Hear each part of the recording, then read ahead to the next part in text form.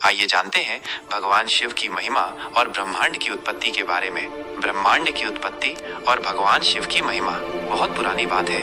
नैमिषारण्य नामक पवित्र वन में महर्षि शौनक और अन्य ऋषि एक बहुत विशाल यज्ञ कर रहे थे। वे सभी महान ऋषि सत्य की खोज में लीन थे, लेकिन उन्हें ब्रह्मांड की उत्पत्ति, भगवान शिव की महिमा और उनकी पूजा पद्धति के बारे में कुछ संदेह थे। अपनी इन शंकाओं का समाधान पाने के लिए वे सभी महर्षि सूत जी, जो रोमहर्षण के पुत्र उग्रश्रवस के नाम से भी जाने जाते थे, के पास पहुंचे। सूत जी अत्यंत विद्वान, ज्ञानी और पुराणों के गहन ज्ञाता थे।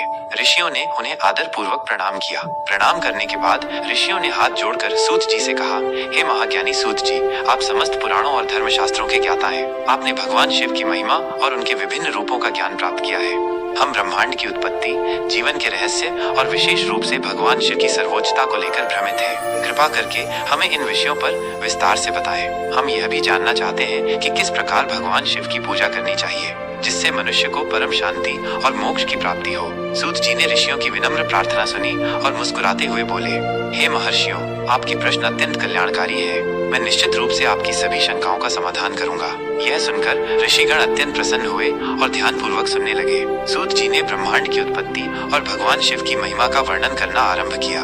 उन्होंने कहा, हे महर्षियों, सृष्टि के आरंभ से पूर्व केवल एक ही सत्ता विद्यमान थी, परम ब्रह्म, जो निराकार, निर्गुण और अविनाशी है। वही सत्य, चैतन्य और आनंद स्वरूप है। उस परम ब्रह्म ने ही अपनी लीला शक्ति से इस संपूर्ण ब्रह्मांड की रचना करने का विचार किया। सूत जी आगे बोले, ये परम ब्रह्म ही वास्तव में सदाशिव है, जो समस्त सृष्टि के मूल है। वे ही ब्रह्मा, विष्णु और महेश के रूप में प्रकट होते हैं, परंतु त्रिदेवों के भी परे वे ही परम सत्य है। जब सृष्टि नहीं थी, तब केवल वही शिव थे, जो अद्वितीय और स्वयंभू थे।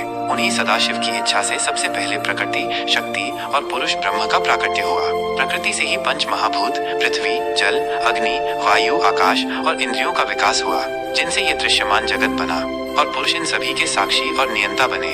भगवान शिव ही संहार करता है, जो सृष्टि के अंत में सभी को अपने में समाहित कर लेते हैं। वे ही पुनः सृजन के आधार हैं। वे काल के भी नियंत्रक हैं, मृत्यु के विजेता हैं और मोक्ष प्रदान करने वाले हैं। उनकी महिमा अपरंपार है और उनकी शक्ति अकल्पनीय है। ऐसे ही और रोचक और भक्तिपूर्ण कहानियों के लिए चैनल को सब्सक्राइब करें और हर हर महादेव जरूर लिखें।